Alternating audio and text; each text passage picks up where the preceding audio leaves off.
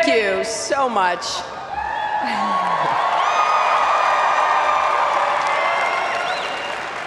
It is wonderful to be here and see so many friends. I've spoken at a lot of Aipac conferences in the past, but this has to be one of the biggest yet. And there are so many young people here, thousands of college students from hundreds of campuses around the country. I think we should all give them a hand for being here and beginning their commitment to this important cause. You will keep the U.S.-Israel relationship going strong. You know, as a senator from New York and Secretary of State, I've had the privilege of working closely with Aipac members to strengthen and deepen America's ties with Israel. Now, we may not have always agreed on every detail, but we've always shared an unwavering, unshakable commitment to our alliance and to Israel's future as a secure and democratic homeland for the Jewish people.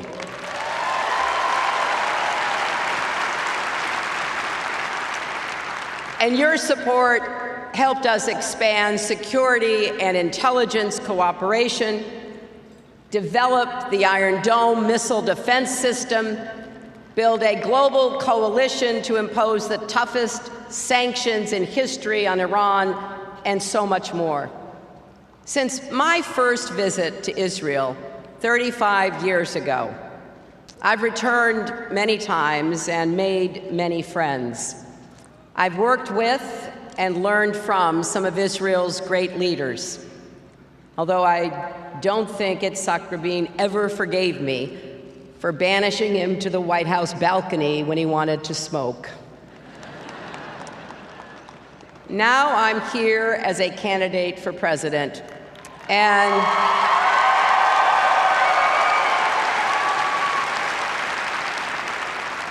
I know that all of you understand what's at stake in this election. Our next president will walk into the Oval Office next January and immediately face a world of both perils we must meet with strength and skill, and opportunities we must seize and build on. The next president will sit down at that desk and start making decisions that will affect both the lives and livelihoods of every American and the security of our friends around the world. So we have to get this right. As Aipac members, you understand that while the turmoil of the Middle East presents enormous challenge and complexity, walking away is not an option.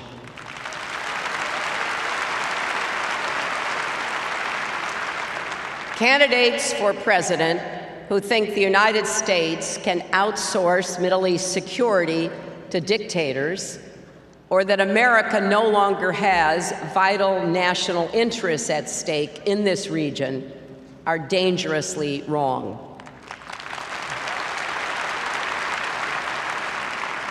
It would be a serious mistake for the United States to abandon our responsibilities or cede the mantle of leadership for global peace and security to anyone else.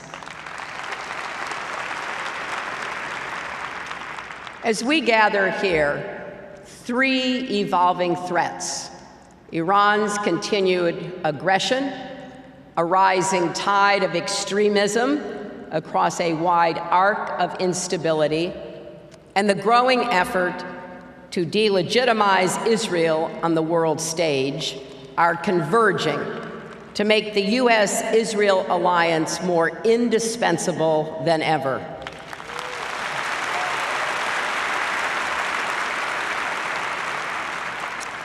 We have to combat all these trends with even more intense security and diplomatic cooperation. The United States and Israel must be closer than ever, stronger than ever, and more determined than ever to prevail against our common adversaries and to advance our shared values.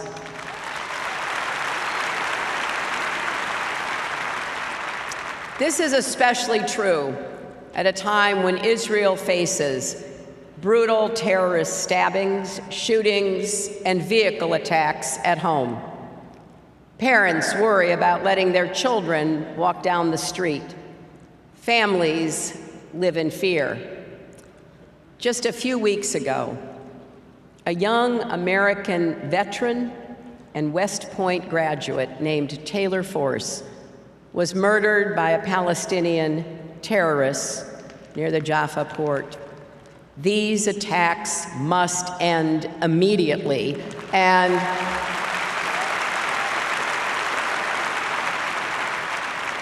Palestinian leaders need to stop inciting violence, stop celebrating terrorists as martyrs, and stop paying rewards to their families.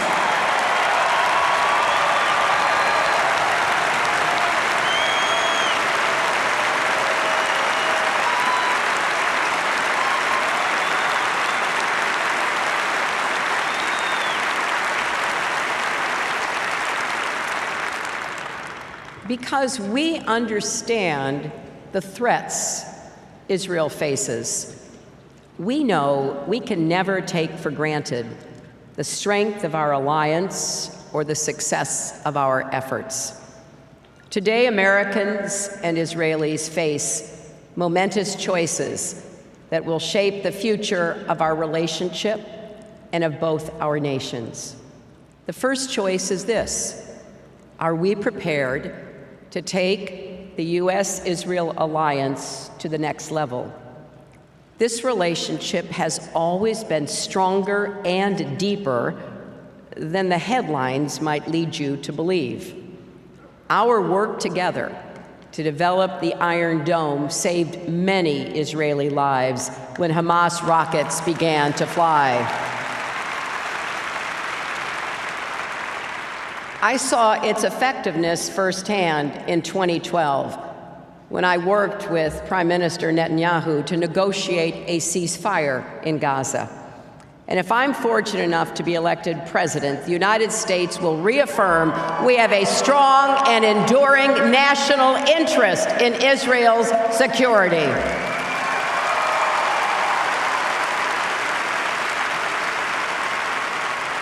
And we will never allow Israel's adversaries to think a wedge can be driven between us.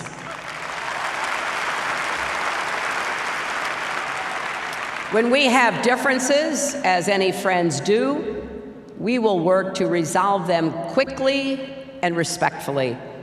We will also be clear that the United States has an enduring interest in and commitment to a more peaceful, more stable, more secure Middle East. And we will step up our efforts to achieve that outcome. Indeed, at a time of unprecedented chaos and conflict in the region, America needs an Israel strong enough to deter and defend against its enemies, strong enough to work with us to tackle shared challenges, and strong enough to take bold steps in the pursuit of peace.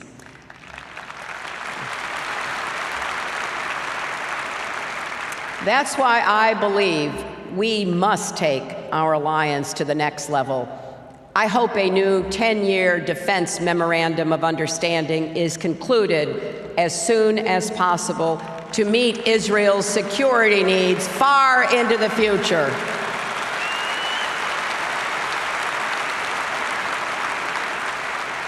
That will also send a clear message to Israel's enemies that the United States and Israel stand together, united.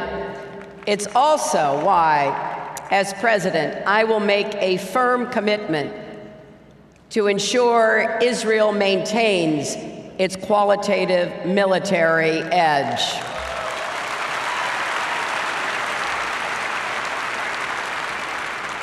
The United States should provide Israel with the most sophisticated defense technology so it can deter and stop any threats. That includes bolstering Israeli missile defenses with new systems like the Arrow 3 and David's Sling. And we should work together to develop better tunnel detection technology to prevent arms smuggling, kidnapping, and terrorist attacks.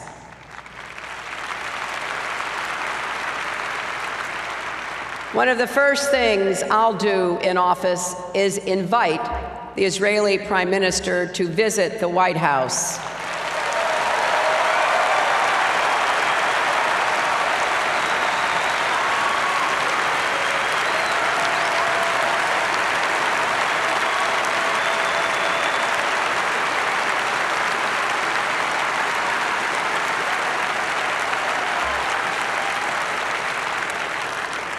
And I will send a delegation from the Pentagon and the Joint Chiefs to Israel for early consultations. Let's also expand our collaboration beyond security. Together, we can build an even more vibrant culture of innovation that tightens the links between Silicon Valley and Israeli tech companies and entrepreneurs.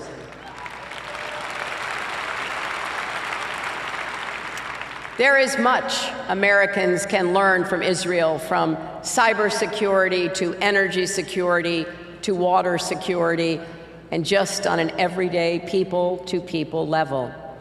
And it's especially important to continue fostering relationships between American and Israeli young people who may not always remember our shared past. They are the future of our relationship, and we have to do more to promote that. Many of the young people here today are on the front lines of the battle to oppose the alarming boycott, divestment, and sanctions movement known as BDS.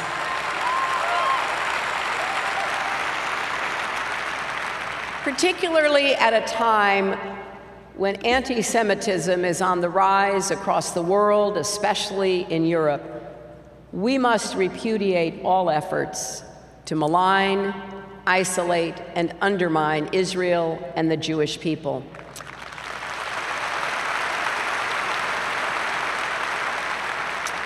I've been sounding the alarm for a while now. As I wrote last year in a letter to the heads of major American Jewish organizations, we have to be united in fighting back against BDS. Many of its proponents have demonized Israeli scientists and intellectuals, even students. To all the college students who may have encountered this on campus, I hope you stay strong. Keep speaking out. Don't let anyone silence you, bully you, or try to shut down debate, especially in places of learning like colleges and universities.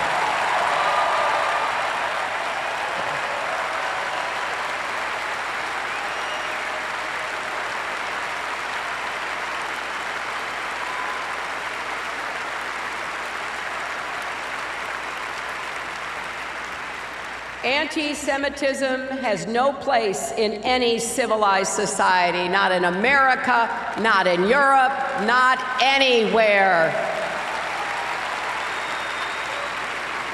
Now, all of this work, defending Israel's legitimacy, expanding security and economic ties, taking our alliance to the next level, depends on electing a president with a deep personal commitment to Israel's future as a secure, democratic Jewish state and to America's responsibilities as a global leader. Tonight, you'll hear from candidates with very different visions of American leadership in the region and around the world. You'll get a glimpse of a potential U.S. foreign policy that would insult our allies, not engage them, and embolden our adversaries, not defeat them. For the security of Israel and the world, we need America to remain a respected global leader, committed to defending and advancing the international order, an America able to block efforts to isolate or attack Israel. The alternative is unthinkable.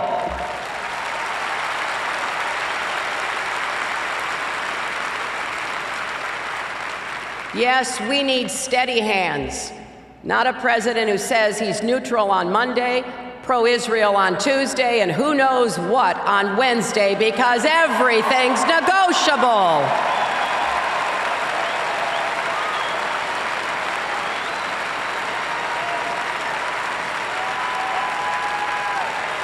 Well, my friends, Israel's security is non-negotiable.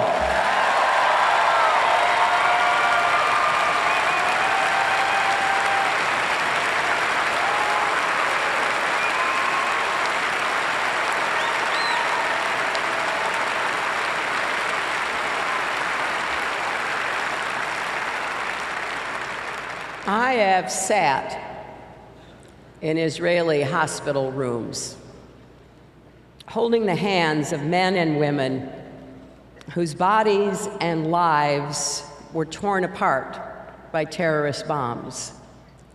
I've listened to doctors describe the shrapnel left in a leg, an arm, or even a head. That's why I feel so strongly that America can't ever be neutral when it comes to Israel's security or survival. We can't be neutral when rockets rain down on residential neighborhoods, when civilians are stabbed in the street, when suicide bombers target the innocent. Some things aren't negotiable. And anyone who doesn't understand that has no business being our president.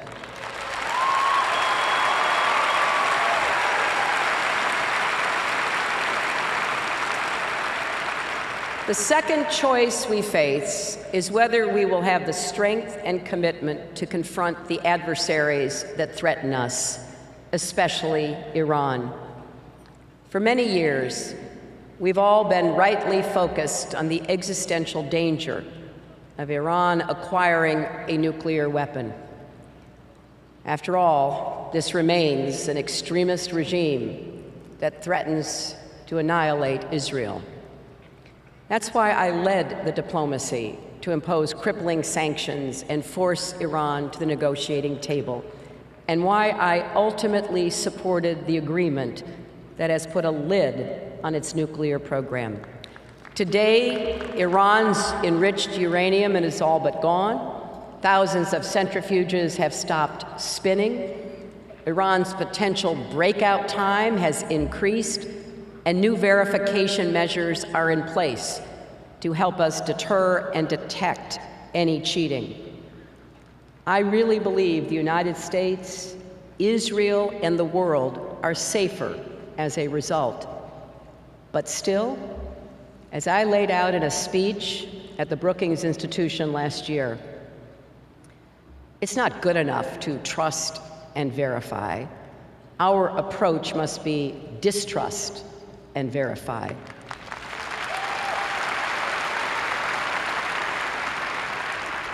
This deal must come with vigorous enforcement, strong monitoring, clear consequences for any violations, and a broader strategy to confront Iran's aggression across the region. We cannot forget that Tehran's fingerprints are on nearly every conflict across the Middle East, from Syria to Lebanon to Yemen.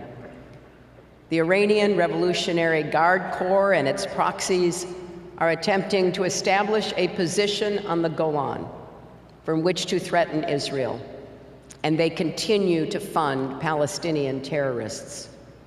In Lebanon, Hezbollah is amassing an arsenal of increasingly sophisticated rockets and artillery that well may be able to hit every city in Israel. Tonight you will hear a lot of rhetoric from the other candidates about Iran, but there's a big difference between talking about holding Tehran accountable and actually doing it. Our next president has to be able to hold together our global coalition and impose real consequences for even the smallest violations of this agreement.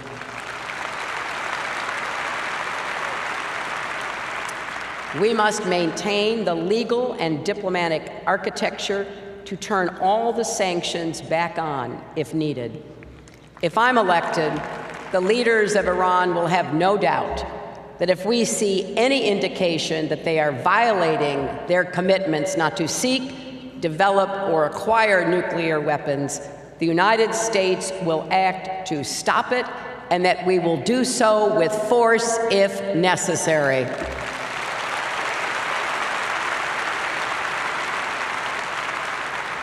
Iranian provocations like the recent ballistic missile tests also are unacceptable and should be answered firmly and quickly, including with more sanctions.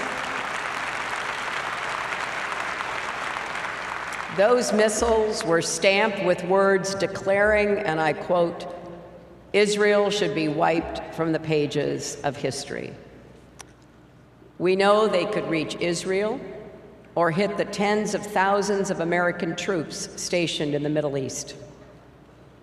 This is a serious danger, and it demands a serious response.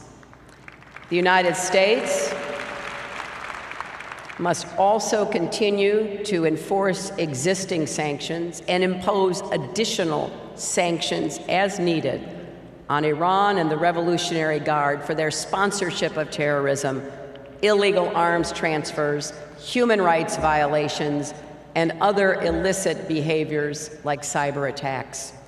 We should continue to demand the safe return of Robert Levinson and all American citizens unjustly held in Iranian prisons.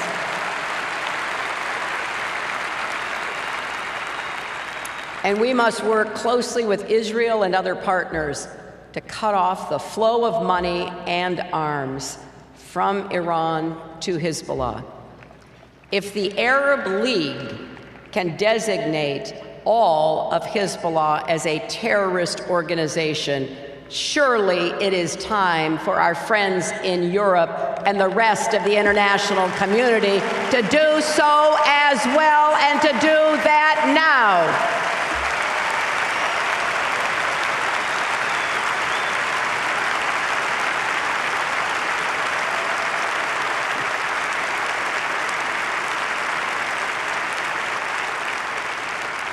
At the same time, America should always stand with those voices inside Iran calling for more openness. Now look, we know the Supreme Leader still calls the shots, and that the hardliners are intent on keeping their grip on power. But the Iranian people themselves deserve a better future, and they are trying to make their voices heard. They should know that America is not their enemy. They should know we will support their efforts to bring positive change to Iran. Now, of course, Iran is not the only threat we in Israel face. The United States and Israel also have to stand together against the threat from ISIS and other radical jihadists. An ISIS affiliate in the Sinai is reportedly stepping up attempts to make inroads in Gaza and partner with Hamas. On Saturday, a number of Israelis and other foreigners were injured or killed in a bombing in Istanbul that may well be linked to ISIS. Two of the dead are US-Israeli dual nationals. This is a threat that knows no borders. That's why I've laid out a plan to take the fight to ISIS from the air, on the ground with local forces, and online where they recruit and inspire. Our goal cannot be to contain ISIS. We must defeat ISIS.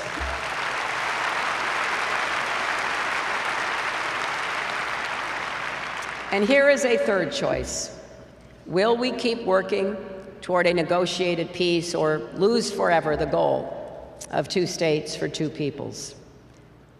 Despite many setbacks, I remain convinced that peace with security is possible, and that it is the only way to guarantee Israel's long-term survival as a strong Jewish and democratic state.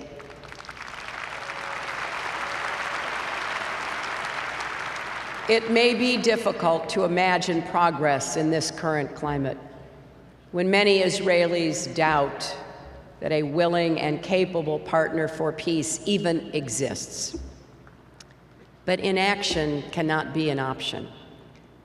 Israelis deserve a secure homeland for the Jewish people. Palestinians should be able to govern themselves in their own state, in peace and dignity, and only a negotiated 2-state agreement can provide those outcomes.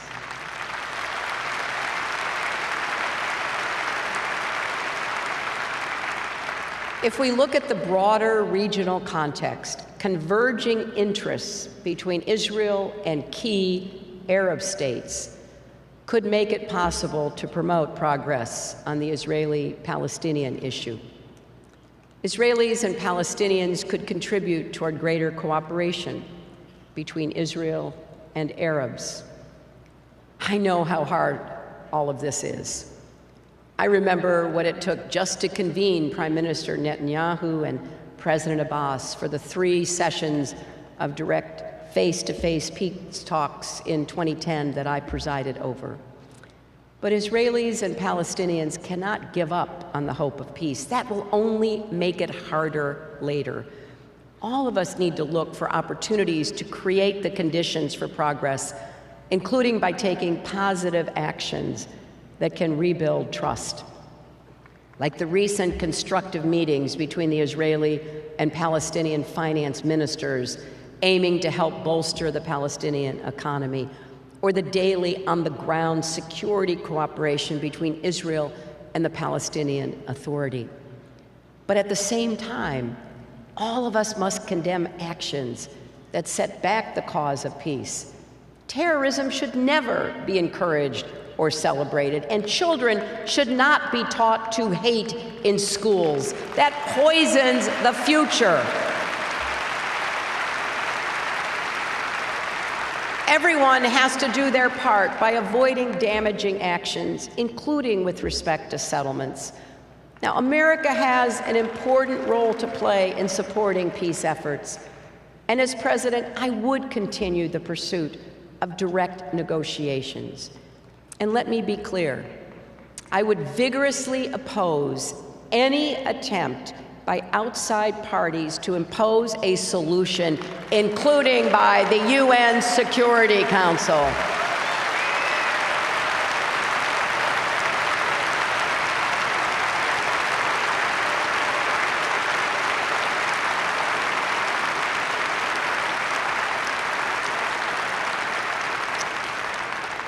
There is one more choice that we face together, and in some ways, it may be the most important of all.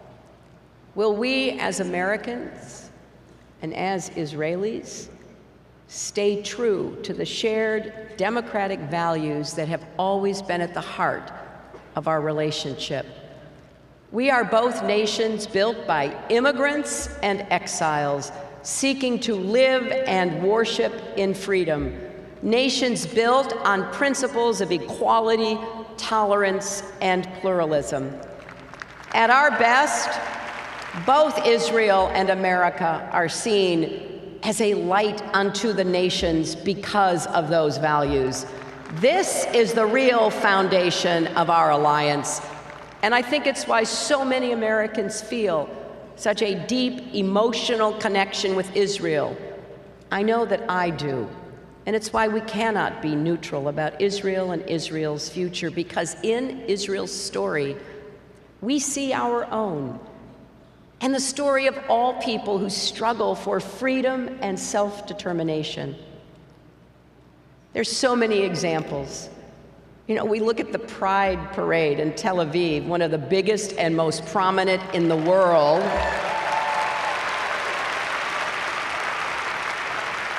And we marvel that such a bastion of liberty exists in a region so plagued by intolerance. We see the vigorous, even raucous debate in Israeli politics and feel right at home. And of course, some of us remember a woman, Golda Meir, leading Israel's government decades ago and wonder what's taking us so long here in America.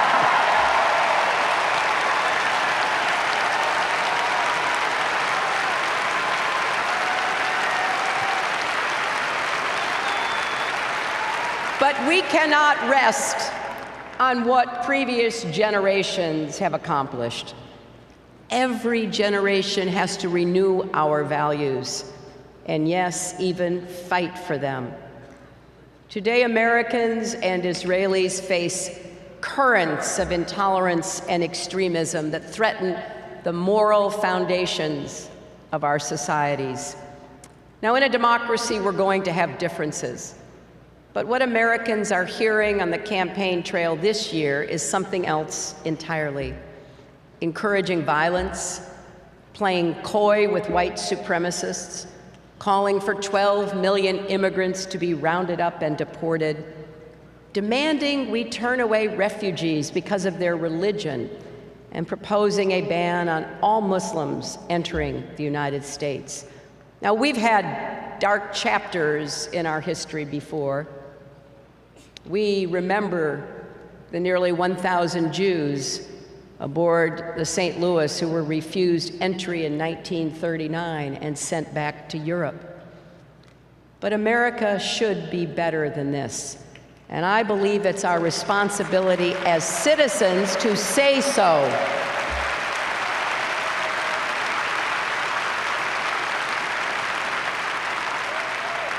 If you see bigotry, oppose it.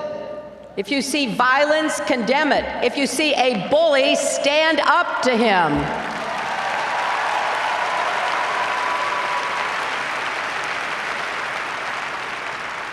On Wednesday evening, Jews around the world will celebrate the festival of Purim, and children will learn the story of Esther, who refused to stay silent in the face of evil. It wasn't easy. She had a good life, and by speaking out, she risked everything.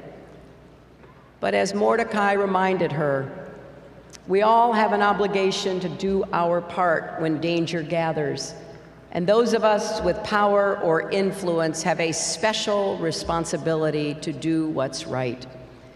As Elie Wiesel said when accepting the Nobel Peace Prize, neutrality helps the oppressor, never the victim. Silence encourages the tormentor, never the tormented.